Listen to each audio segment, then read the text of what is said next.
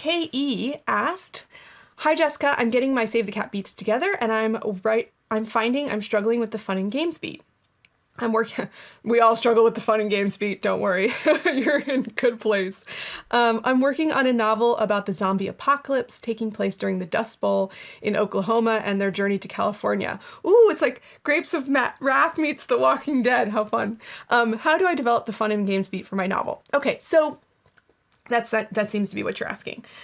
So the best piece of advice I can give you about the fun and games beat is the piece of advice I always come back to for myself when I struggle with the fun and games beat, which is basically to come back to the Act 2 goal.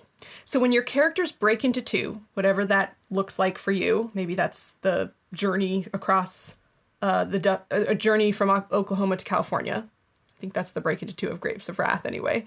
Whatever that break into two beat is, ask yourself, what is the goal here? What are my characters trying to achieve by breaking into two? That becomes your Act 2 goal. And then I like to think of that goal as how can I break that into smaller parts, smaller goals. So for example, if it is getting from Oklahoma to California, if that's the Act 2 goal, what are the stops along the way? And then I try to think, okay, for each of these little parts, maybe these little journeys from one stop to the next, what are the conflicts I can throw at the characters? How can I throw conflict at them that causes them to have to swerve or adjust their goal or adjust the way they're approaching their goal? It sounds like you can add zombies to the mix of your conflict. So I like to think of, and it doesn't have to be that, it doesn't have to be that structured on the page where it's like, here, we're going to do this, now we're going to do this. But in my mind, I like to structure my fun and games that way. I like to break it down into smaller chunks, smaller goals, and then try to figure out how those goals all add up to the bigger Act 2 goal, which usually culminates at the midpoint in a false victory or a false defeat.